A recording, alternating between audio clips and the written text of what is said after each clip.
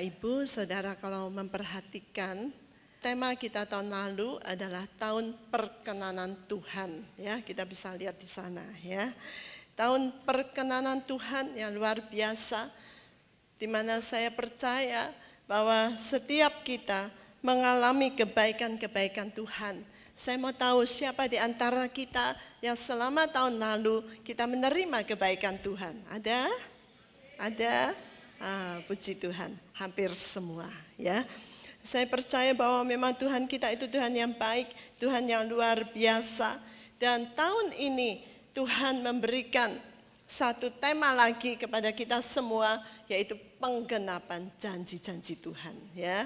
Kalau tadi saudara perhatikan Pak Mahendra yang memimpin pujian tadi, ya, kan bolak-balik nyinggung, ya. Tuhan yang menggenapi janji, Tuhan yang memenuhi janji, Tuhan yang berjanji dan yang menggenapi janjinya bagi kita. Nah, saudara, Tuhan memang punya banyak janji. Kadang-kadang janji itu saya percaya kalau Tuhan berjanji, Tuhan pasti menggenapi. Tadi pagi Pak Logi sempat menyampaikan firman yang dikatakan bahwa janji Tuhan itu seperti perak yang diuji, ya. Diuji di peleburan 7 kali, ya. Dan ternyata munculnya itu murni banget. Jadi artinya janji Tuhan itu sudah tidak mungkin Tuhan itu tidak menggenapi janjinya, ya. Tidak mungkin. Pasti janjinya itu digenapi. Nah, cuma masalahnya, saudara, masalahnya kenapa ada banyak orang yang tidak menggenapi janjinya Tuhan? Nah, pasti ada banyak sebab. Salah satu sebabnya, ini hanya salah satu, ya, sebabnya. Salah satu sebab, kita itu tidak mengerti maksudnya Tuhan. Mungkin kita sudah menggenapi sebetulnya janjinya Tuhan. Tapi berhubung kita itu tidak mengerti, karena pikiran kita itu sering kali beda dengan pikiran Tuhan. Konsep-konsep manusia itu seringkali beda dengan konsepnya Tuhan. Karena pemikiran kita itu seringkali sudah dipengaruhi oleh pikiran dunia. Dunia sudah memberikan banyak pendapatnya, ya. Dan kita seringkali menerima banyak pendapat-pendapat dunia, pandangan dunia, pikiran dunia, ya. Kalau saudara melihat televisi, di situ ada banyak dilontarkan pandangan-pandangan dunia. Saudara pernah berpikir enggak? Ada hal-hal yang sebetulnya Tuhan itu enggak suka, tetapi dunia memuja-muja begitu rupa. Nah, mungkin, ya, kita itu sebetulnya sudah menggenapi janjinya Tuhan, tapi berhubung kita enggak mengerti karena pikiran kita ini banyak dikuasai dengan, ya itu tadi, konsep-konsep dunia yang sangat bertolak belakang dengan konsepnya dunia, dengan konsepnya Tuhan. Makanya mungkin kita nggak tahu, ya. Salah satu janji Tuhan yang akan saya bicarakan malam hari ini, kita melihat di dalam Yohanes pasal yang ke-10, ya. Yohanes pasal yang ke-10, kita baca mulai ayat yang pertama.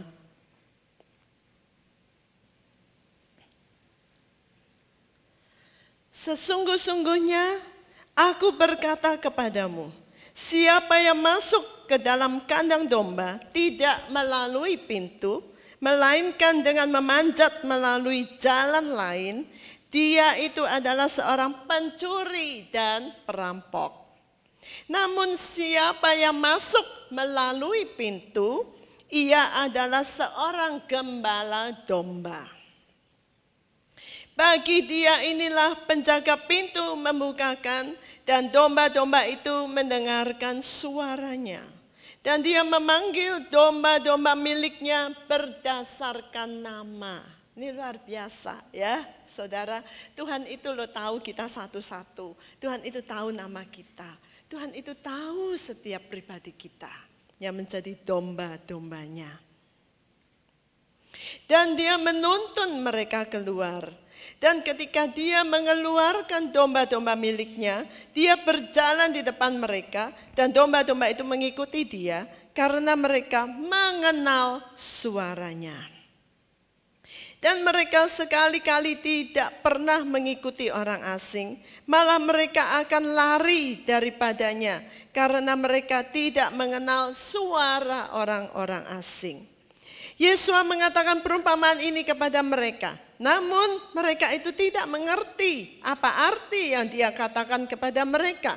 Oleh karena itu Yesus berkata lagi kepada mereka, sesungguh-sungguhnya aku berkata kepadamu bahwa akulah pintu bagi domba-domba itu. Semua orang, siapa saja yang datang sebelum aku, mereka adalah para pencuri dan perampok. Sebaliknya, domba-domba itu tidak mendengarkan mereka. Akulah pintu. Jika seseorang masuk melalui aku, ia akan diselamatkan. Dan dia akan masuk dan akan keluar dan akan menemukan padang rumput. Pencuri tidak datang kecuali untuk mencuri dan membunuh dan membinasakan. Aku datang supaya mereka memperoleh hidup dan memperolehnya berkelimpahan. Saudara, ayat emas kita adalah di ayat ke-10 ini ya. Gampang mengingatnya. Yohanes pasal yang ke-10 ayat yang ke-10. Kita ulangi ya sama-sama. Pencuri tidak datang kecuali untuk mencuri dan membunuh dan membinasakan. Aku datang supaya mereka memperoleh hidup dan memperolehnya berkelimpahan. Nah saudara, Tuhan Yesus menjanjikan suatu hidup yang berkelimpahan. Hidup yang berkelimpahan. Saudara pasti suka ya dengar ini ya. Wah, puji Tuhan. Dan pasti Tuhan menggenapi. Hidup yang berkelimpahan di dalam Dia, ya. Nah, saudara, kalau saya boleh tanya, menurut saudara, hidup yang berkelimpahan itu hidup yang bagaimana? Ada yang mau menjawab? Ada yang mau menjawab? Saudara menginginkan enggak hidup berkelimpahan? Hah? Pasti semua langsung amin, saya juga mau, ya. Apa yang saudara inginkan? Menurut saudara hidup berkelimpahan itu yang bagaimana? Jangan cuma bilang amin, harus tahu apa yang kita inginkan, ya kan? Hidup yang bagaimana? Hidup yang berkelimpahan itu. Ada yang mau menjawab? Gak ada. Loh, terus saudara yang diinginkan apa? Bahagia. Apa lagi? Hah? Sehat. Ya, apa lagi? Damai. Betul? Sehat, damai. Terus apa lagi? Sukacita. Udah. Cuma mau itu aja. Enggak mau yang lain-lain. Benar? Cukup? Oke, saudara mendapatkan apa yang saudara inginkan. Tidak ada yang mau ingin lain-lain? Betul? Nggak ada? Nggak ada yang mau punya rumah, nggak ada yang punya mobil, nggak ada yang mau uang yang banyak. Hah?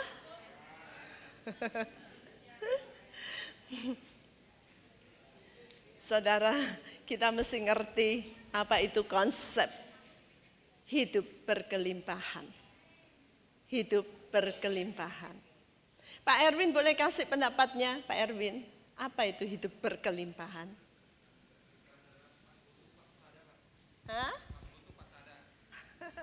Pinter. Kayaknya saya nggak perlu khotbah ya. Semua yang mau saya khotbahkan sudah saudara omongkan semua. Jadi saya nggak perlu khotbah ya. Sudah sampai di sini, amin. Tuhan Yesus memberkati. Saudara mendapatkan semua ya. Saudara, saya bersyukur kalau saudara mengerti apa artinya hidup berkelimpahan. Bukan seperti yang dunia seringkali katakan.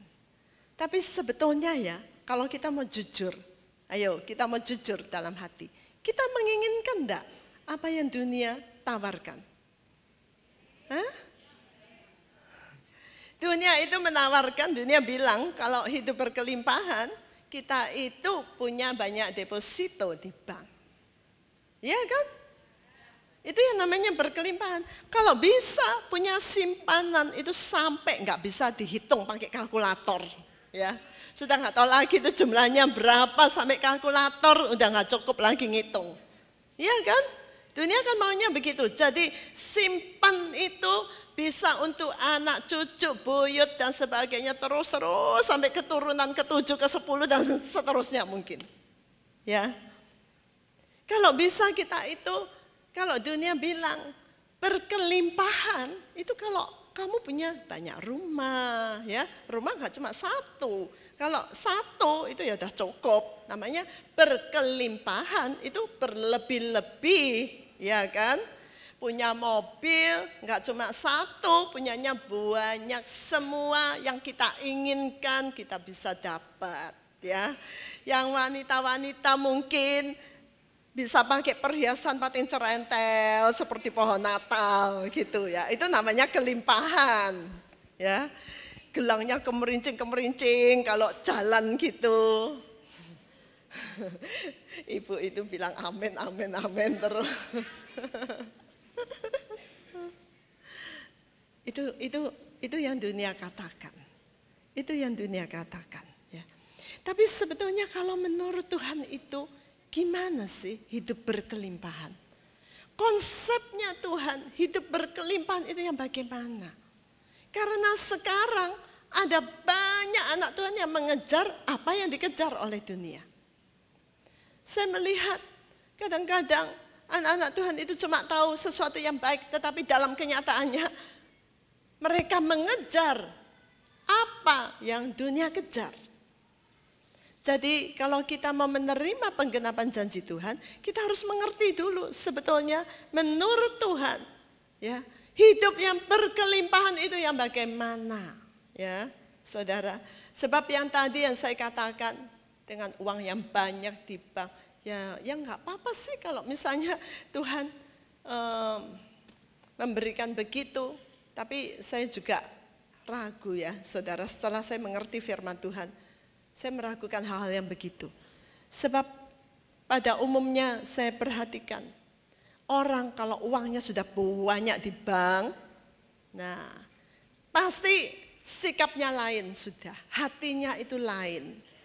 Ya, kalau sudah hartanya banyak, uangnya banyak, semuanya banyak, ya, itu pasti ada kesombongan-kesombongan itu akan muncul.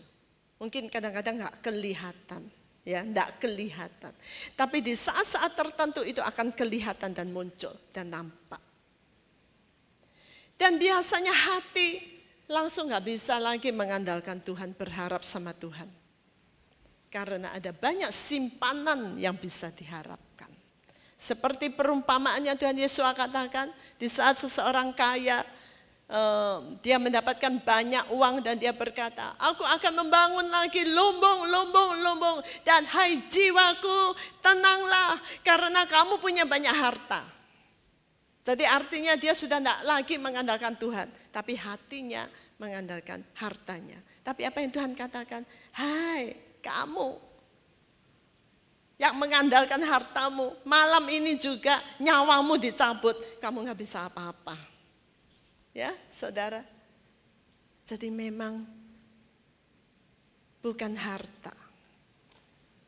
Apa yang Tuhan katakan tentang hidup berkelimpahan? Yang pertama, hidup berkelimpahan itu kalau kita memiliki hidup bukan hanya di dunia ini, tetapi kita mempunyai hidup sampai kekal nanti selama-lamanya. Saudara, firman Tuhan mengatakan Apa gunanya kamu hidup di dunia dan kamu memiliki segala sesuatu di dunia ini tapi jiwamu binasa? Itu tidak ada gunanya. Mungkin ada seseorang yang punya uang begitu banyak, punya harta begitu banyak, tapi jiwanya binasa. Terus buat apa hartanya itu? Apakah dia bisa dikatakan hidup berkelimpahan? Gak bisa. Hidupnya aja gak ada artinya. Paling setelah dia meninggal, hidupnya seperti sampah dibuang di dalam pembakaran. Kalau tidak punya hidup kekal, kalau tidak mengenal Tuhan Yesus, pada akhirnya hanya berakhir di api neraka, itu seperti sampah yang ada di dalam pembakaran. Jadi itu bukan hidup berkelimpahan. Meskipun hartanya banyak, tapi tidak punya hidup yang kekal. Dan kita tahu bahwa hidup kekal itu hanya ada di dalam Tuhan Yesus. Hanya ada melalui Tuhan Yesus, jalan satu-satunya kita bisa sampai ke dalam kerajaan Bapa. Ya. Jadi kalau kita mempunyai hidup yang kekal di dalam Tuhan Yesus, itu artinya kita punya hidup yang berkelimpahan. Itu yang pertama. Yang kedua, setiap hari kebutuhan, keperluan kita itu dipenuhi. Setiap hari kita bisa makan, kita bisa minum, dan kita punya pakaian untuk dipakai. Amin. Saudara, kenapa saya katakan setiap hari? Biasanya manusia itu kepinginnya itu jaminannya itu enggak setiap hari. Kalau bisa ada jaminan untuk tahun depan, ya, untuk bulan depan, untuk tahun depan, untuk 10 tahun lagi. Makanya sekarang banyak perusahaan-perusahaan yang menawarkan begitu kan, ya kan, kepada kita. Ayo invest. Buat nanti, masa depan, ya.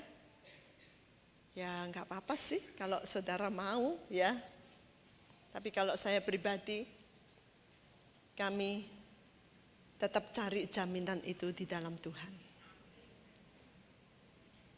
Dan konsepnya Tuhan, kalau kita mau tahu, konsepnya Tuhan itu dipelihara dari hari ke hari, dari hari ke hari. Tahu dari mana? Karena Tuhan Yesus berkata begitu. Kesusahan itu cukup sehari, ya. Kamu tidak usah khawatir tentang kesusahan yang besok pagi akan terjadi apa. Karena setiap hari itu ada kesusahannya sendiri, Tuhan berkata. Coba kita baca ya, saudara, di dalam Matius pasal yang ke-6, di situ dikatakan demikian. Ayat yang ke-34 ya. Oleh karena itu janganlah khawatir akan hari esok, sebab hari esok akan mengkhawatirkan urusannya sendiri. Dalam satu hari cukuplah keburukannya. Mungkin ada yang bawa terjemahan LAI. Saudara ada? Ada yang bawa? Mungkin lebih jelas. Pak Loki bawa. Sebab itu janganlah kamu khawatir akan hari besok, karena hari besok mempunyai kesusahannya sehari. Kesusahan sehari cukuplah untuk sehari. Ya. Tuhan mengatakan bahwa kesusahan sehari cukup untuk sehari. Ya. Jadi Tuhan itu memelihara kita dari hari ke hari. Perhatikan bangsa Israel. Waktu Tuhan membawa mereka keluar dari Mesir, Tuhan memberikan makanan setiap hari. Setiap hari ada mana yang turun. Setiap hari ada roti dari surga yang turun. Bayangkan saudara, itu luar biasa. Dan bangsa Israel mengambil mana itu sesuai kebutuhan mereka setiap hari. Di hari ke-6, karena mereka akan menghadapi Sabat, ya, mereka mengumpulkan untuk 2 hari. ya saudara. Mereka mengumpulkan untuk 2 hari. Jadi segala kebutuhan mereka itu dipelihara oleh Tuhan. Kalau kita membaca, kita merenungkan doa Bapa kami, ya saudara.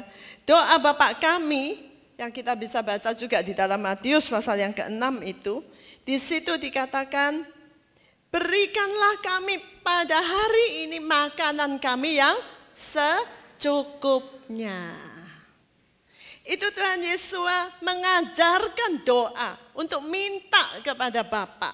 Mintanya itu berikan Bapa untuk hari ini makanan kami yang secukupnya. Jadi tidak perlu minta, Bapak kirimkan makanan untuk sebulan, kirimkan makanan untuk setahun. Ya, ternyata enggak ya. Tuhan Yesus mengajarkan minta berdoa. Berikan makanan kepada kami pada hari ini secukupnya. Secukupnya untuk hari ini. Jadi konsep Tuhan itu sebetulnya hari demi hari dipelihara. Hari demi hari dipelihara. Itu luar biasa, saudara. Kami pernah mengalami hal seperti itu. Ya, boleh dibilang sampai sekarang pun ya kami juga mengalami pemeliharaan Tuhan dari hari ke hari. Seperti yang tadi Pak Erwin katakan, pas butuh pas ada ya. Banyak orang memikir bahwa kami itu simpanannya banyak gitu ya, saudara, di bank, depositonya banyak. Enggak. Tapi kami hidup di dalam pemeliharaan Tuhan. Apa yang dibutuhkan Tuhan sediakan, ya. Tuhan kita itu luar biasa, saudara. Jadi kalau saudara kita bisa hidup setiap hari ada makanan, ada minuman, ada pakaian, bersyukur. Bersyukur. Itu yang Tuhan sediakan. Itu yang Tuhan sediakan bagi kita. Amin. Yang ketiga, hidup yang berkelimpahan itu tidak dikuasai oleh kekhawatiran. Ya. Hidup yang berkelimpahan itu tidak dikuasai oleh kekhawatiran. Saya tidak bilang bebas khawatir, karena ya memang kadang-kadang kalau kita menghadapi situasi keadaan dunia, mungkin gini kadang-kadang rasa khawatir bisa muncul, saudara. Tetapi di dalam Tuhan, kalau kita percaya kepada Tuhan dan Tuhan memelihara kita dari hari ke hari, saya percaya kita tidak usah khawatir, saudara. Kenapa sih kekhawatiran itu datang? Kekhawatiran itu datang karena kita mulai berpikir tentang besok. Besok makan apa ya? Besok bagaimana ya? Kadang-kadang ada banyak beban ya yang ditanggung, bahkan beban mungkin bulan depan, beban tahun depan ya. Tahun depan nanti gimana ya nyekolahkan anak. Wah, saudara, dan kemudian kekhawatiran itu muncul. Kita mulai khawatir, mulai takut. Padahal nanti pada saatnya Tuhan itu juga pasti akan memenuhi. Saudara, pasti akan memenuhi. Saya ingat pada waktu anak kami akan melanjutkan sekolah waktu itu ya, sekolah lanjutan atas, maksudnya SMA, SMU ya sekarang ya. Nah sebelumnya itu saya sudah bergumul, saudara, ini enaknya sekolah mana ya, sekolah mana. Saya berdoa kepada Tuhan, Tuhan ini sekolah mana, anak kami ini sekolah mana. Dan waktu itu ada 2 pilihan, saudara. Dua-duanya sekolah Kristen, ya, sekolah Kristen. Yang satu memang biayanya lebih ringan gitu ya. Yang satu ini terkenal mahal sebetulnya. Tapi mereka punya program-program rohani yang baik. Kemudian saya berdoa, Tuhan, pimpin Tuhan. Ini anak ini harus masuk sekolah yang mana? Kemudian Tuhan berbicara dan memberikan kepada saya waktu itu Kolose pasal yang ketiga ayat 1 dan 2. Ya. Yang bicara tentang kalau hidupmu itu ada di dalam Kristus, pikirkanlah perkara-perkara yang di atas dan bukan yang di bumi. Oh, saya langsung tahu. Oh, kalau gitu saya harus memilih yang lebih rohani. Yang menekankan kepada hal-hal yang rohani lebih, ya. Wah, saya mulai berpikir, mulai hitung-hitung. Aduh, ini rasanya nggak cukup ini biaya. Kalau menyekolahkan dia di situ. Kami mulai berbicara, mulai berdoa. Tapi saudara, saya bersyukur saya punya suami yang punya iman yang luar biasa sebetulnya, ya. Biasanya Pak Loki itu kalau apa, pokoknya percaya saja, ya. Nanti pada waktunya Tuhan pasti kirim, ya, saudara. Ternyata betul. Dari bulan ke bulan, ya, Tuhan itu selalu sediakan, selalu ada biayanya. Yang kadang-kadang mungkin kami juga nggak tahu gitu, tidak bisa membayangkan. Tetapi pada waktunya Tuhan itu sediakan. Ya. Pada waktu kami akan menikahkan anak-anak juga begitu. Awalnya saya juga pikir, aduh, biaya menikahkan anak pasti banyak, ya, pasti banyak. Apalagi yang diundang juga pasti banyak. Ya kan, saudara, karena mungkin satu diundang, yang lain tak diundang, begitu ya. Pasti kebutuhannya banyak. Kadang-kadang kalau berpikir, aduh gimana ya. Nah, tapi Pak Loki selalu bilang, nanti pas foto, pas ada. Dan ternyata memang, saudara, Tuhan itu mencukupkan pada waktunya. Jadi kami sudah sering belajar, tidak memikul beban. Tahun depan, 2 tahun lagi, 3 tahun lagi, 10 tahun lagi. Saudara, kalau kita memikul bebannya seperti itu, maka kekhawatiran akan muncul. Gimana?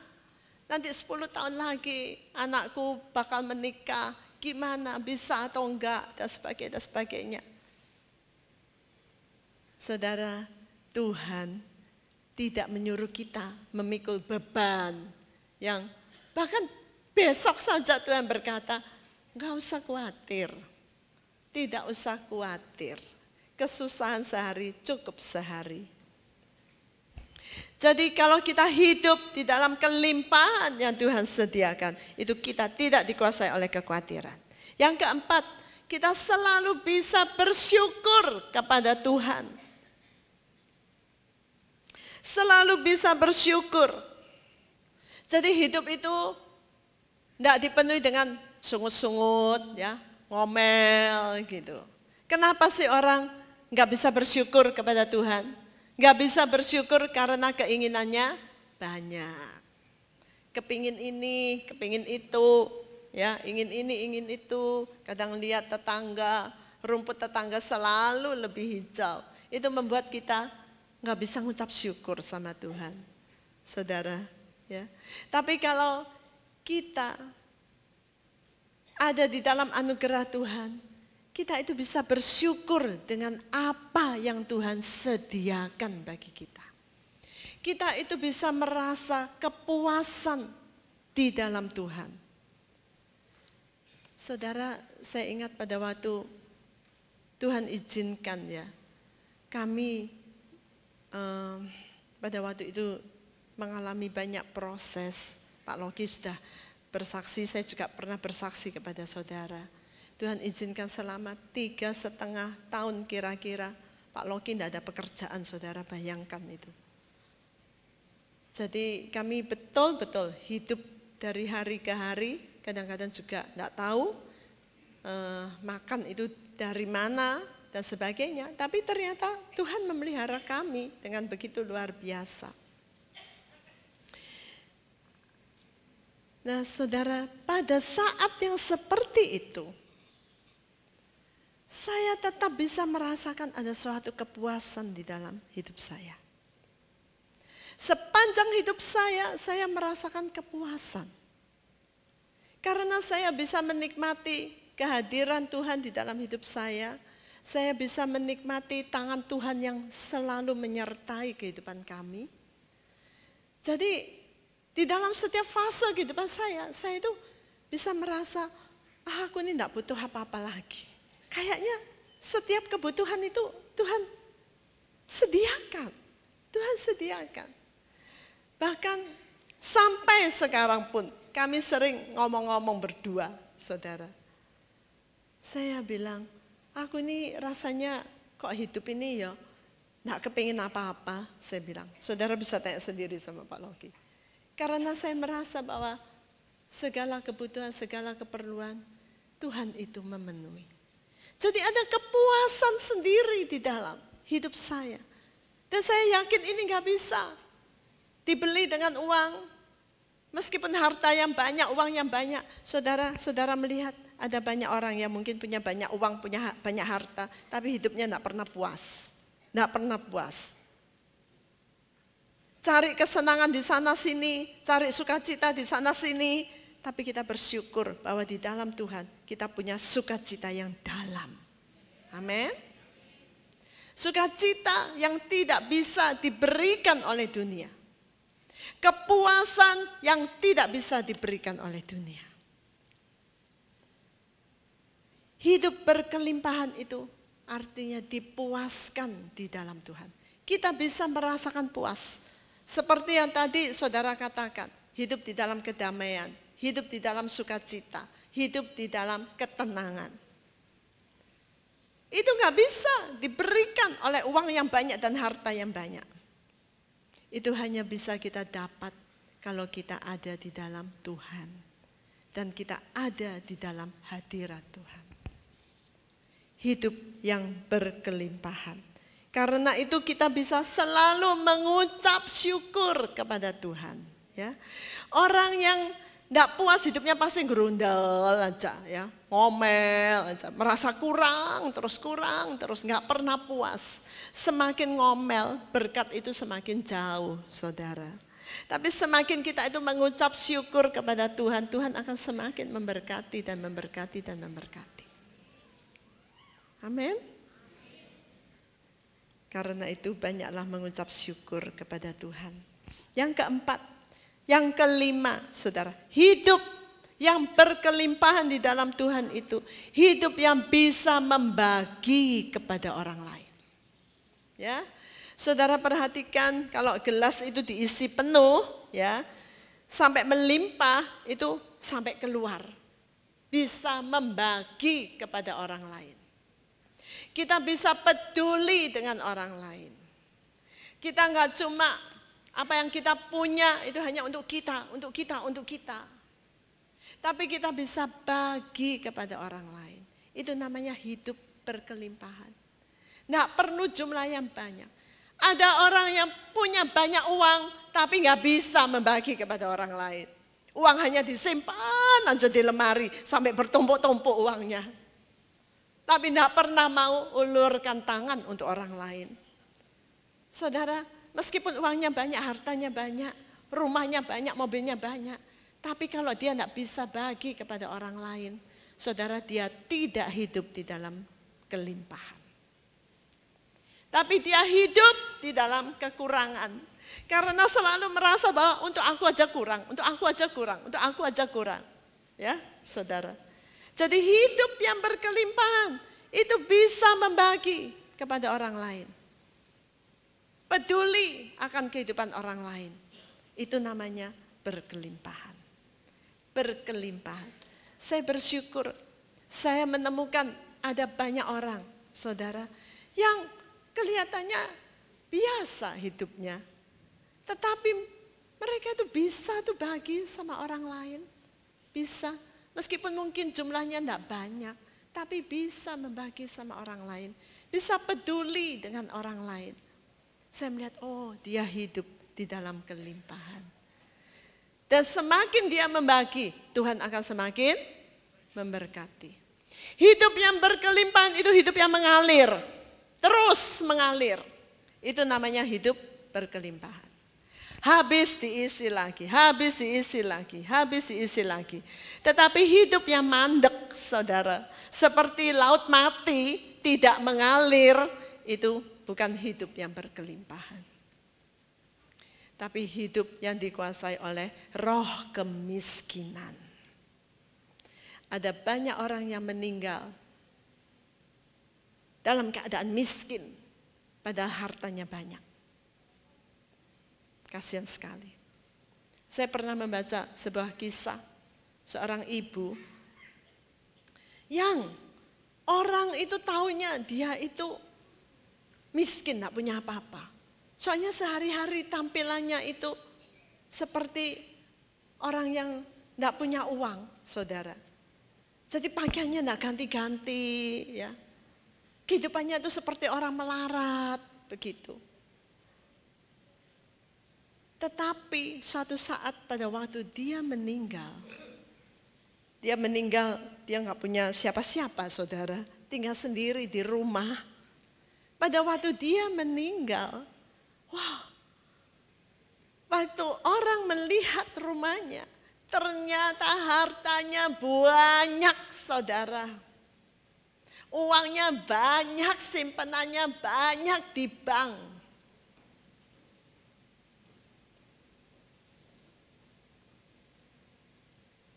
Saudara, meskipun uangnya banyak, tapi tidak ada kemurahan.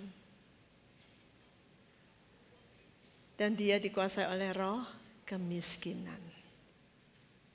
Dan dia tidak bisa menikmati hidup ini. Ini poin yang keenam. Orang yang hidup di dalam kelimpahan Tuhan, dia bisa menikmati hidup ini.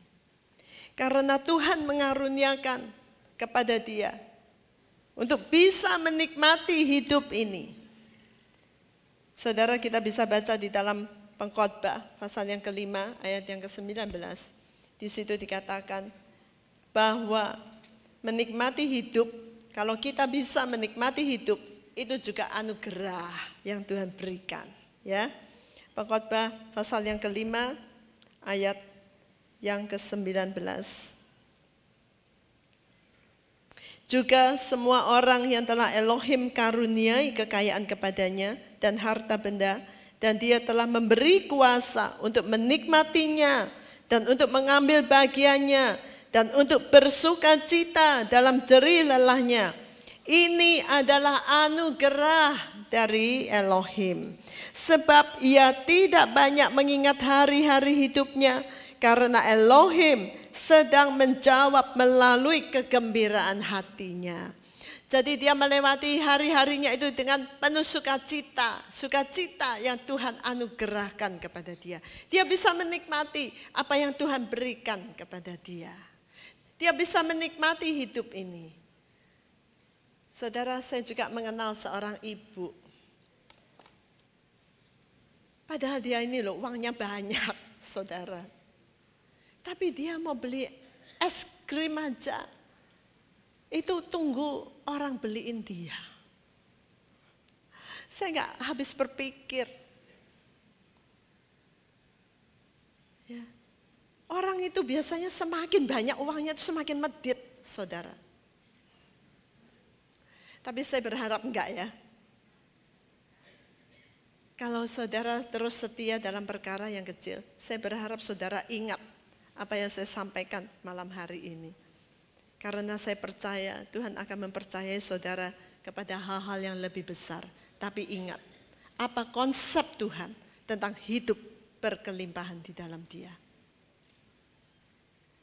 Konsep Tuhan itu beda banget dengan apa yang dunia punya. Jangan punya pikiran dan pandangan dunia. Karena pikiran dan pandangan dunia itu hanya menyesatkan, hanya menjerumuskan. Tetapi kita harus punya pikiran Tuhan. Kalau kita hidup di dalam kelimpahan yang Tuhan berikan, kita tuh bisa menikmati hidup, saudara. Dan untuk menikmati hidup, kita tuh tidak perlu uang yang banyak.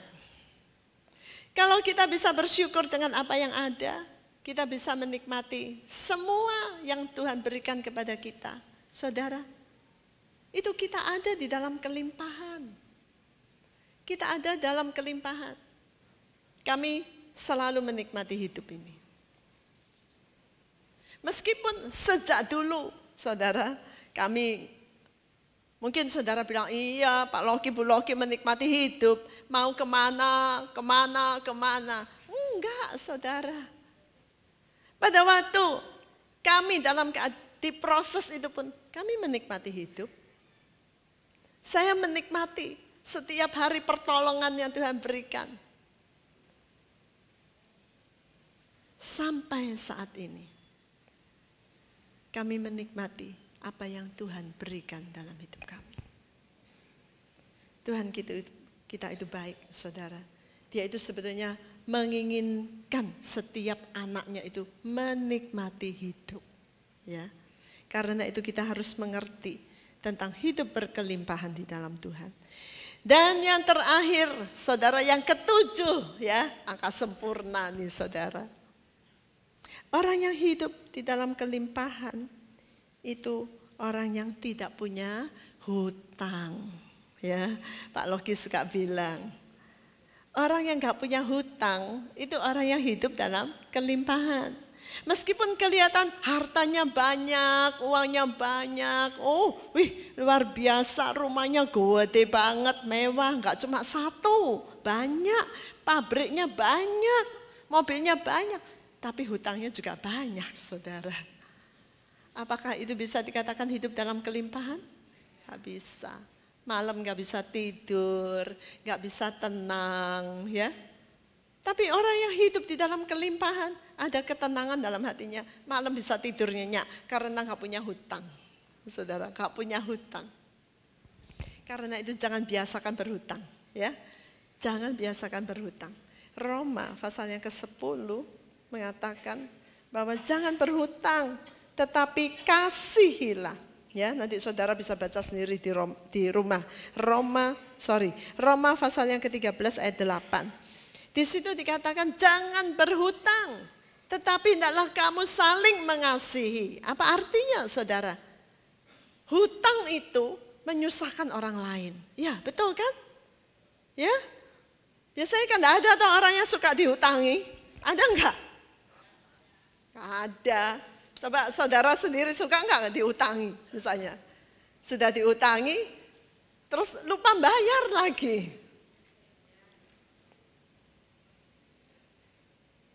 Jadi sebetulnya kalau berhutang, itu tuh sebetulnya tindakan yang tidak mengasihi orang lain.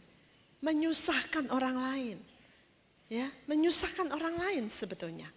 Makanya Tuhan itu enggak mau anak-anaknya berhutang. Kecuali saudara, kalau ada orang yang menghutangi saudara dengan sukacita, itu lain. Saya juga sering mendengar kesaksian, ya. Di saat seseorang membutuhkan sesuatu, ternyata ada orang yang mau ngutangi, saudara. Ngutangi itu malah memaksa lagi. Jadi dia lakukan dengan sukacita. Terus pakai dulu uangku, ya. Kamu boleh kembalikan kapan sajalah. Pokoknya kapan kamu punya uang gak apa-apa. Nggak usah dipikirin. Nah, saudara, itu lain. Itu artinya kita tidak menyusahkan dia, ya. Karena dia mengutangi dengan sukacita. Mungkin juga Tuhan menggerakkan dia begitu. Itu sih beda. Tapi kalau kita masa-masa aku utang ono. Padahal yang mau kita utang ini rasanya berat hati. Saudara, itu menyusahkan orang lain. Belajarlah untuk berharap kepada Tuhan. Ya, kalau kita punya kebutuhan, datang kepada Tuhan. Tuhan kita itu sanggup. Dia Bapa yang memiliki seluruh dunia ini beserta isinya. Dia sanggup, saudara, dia bisa memberikan apa yang kita perlukan. Sebesar apapun. Bagi Tuhan, apakah sulit? Tidak sulit. Dan justru nanti kita akan melihat cara-cara Tuhan yang luar biasa. Kedahsyatan Tuhan, keajaiban Tuhan. Yang dinyatakan kepada kita. Karena itu Tuhan Yesus berkata, kalau kamu perlu sesuatu, minta, ya. Mari saudara kita baca di dalam Yohanes pasal yang ke-14. Ayat 13 di situ dikatakan demikian. Dan apa saja yang kamu minta dalam namaku, aku akan melakukan itu supaya Bapa dapat dimuliakan di dalam Putra. Jika kamu meminta sesuatu dalam namaku, aku akan melakukannya. Dan lebih dijelaskan lagi, saudara, di dalam Yohanes pasal yang ke-15, ayat yang ke-7, di situ Tuhan Yesus mengatakan, jika kamu tinggal di dalam aku dan firman-Ku tinggal di dalam kamu, apa saja yang kamu ingini, kamu dapat memintanya. Dan hal itu akan terjadi kepadamu. Saudara, luar biasa. Ya, luar biasa. Kalau kamu tinggal di dalam aku, Tuhan berkata, dan firman-Ku tinggal di dalam kamu, artinya hidup kita dipenuhi oleh firman Tuhan. Apa yang kamu ingini? Bayangkan saudara, apa yang kamu ingini? Jadi bukan hanya yang kamu butuhkan. Kalau mungkin kita punya keinginan, Tuhan pun berkata, mintalah. Tuhan itu sanggup untuk memberikannya. Tuhan itu sanggup. Amin. Amin. Tidak ada yang terlalu sulit bagi Tuhan. Karena Dia sanggup memberikan apa yang kita perlukan. Bahkan apa yang kita inginkan. Kira-kira berapa tahun yang lalu ya? Saya punya keinginan saudara. Kepingin pergi ke tanah perjanjian. Satu keluarga. Itu berapa tahun yang lalu ya? 4 tahun yang lalu ya? 4 tahun yang lalu? 5 tahun yang lalu. Karena waktu begitu cepat ya, saudara sampai kadang-kadang bisa lupa.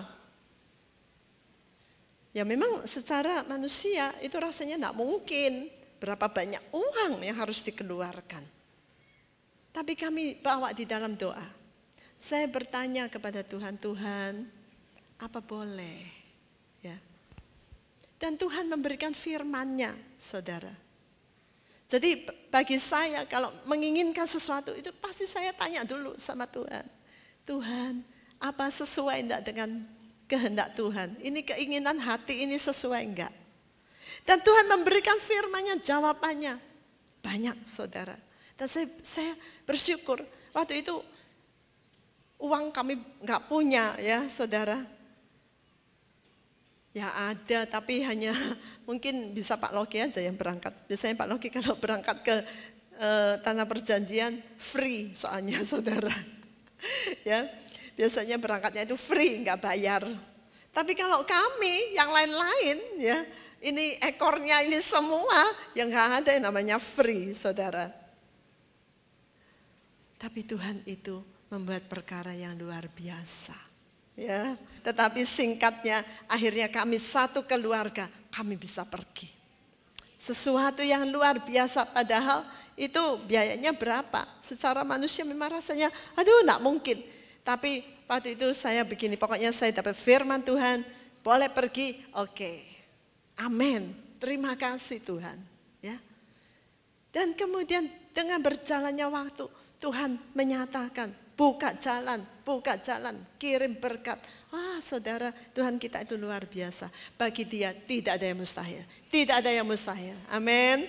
Karena itu jangan suka berhutang. Ya, apa yang dibutuhkan datang kepada Tuhan. Apa yang diinginkan datang kepada Tuhan. Nah saudara, saya percaya bahwa di tahun ini Tuhan menyediakan hidup yang berkelimpahan bagi kita. Hidup yang berkelimpahan itu hidup yang bagaimana? Yang pertama, kita memiliki hidup yang kekal. Jadi bukan hanya hidup di dunia ini aja, tetapi hidup selama-lamanya bersama Tuhan. Yang kedua, setiap hari kebutuhan, keperluan kita dipenuhi. Yang ketiga, tidak dikuasai oleh kekhawatiran. Yang keempat, selalu bisa bersyukur kepada Tuhan. Yang kelima, kita bisa membagi kepada orang lain. Yang keenam, kita bisa menikmati hidup ini. Dan yang ketujuh, kita tidak punya hutang. Ya. Dan saudara, kunci kita bisa menerima ini semua Tuhan mengatakan di dalam Matius pasal yang ke-6 ayat yang ke-33. Carilah dahulu kerajaan Tuhan beserta kebenarannya, maka sekaliannya akan ditambahkan. Sekaliannya akan ditambahkan. Amin. Amin.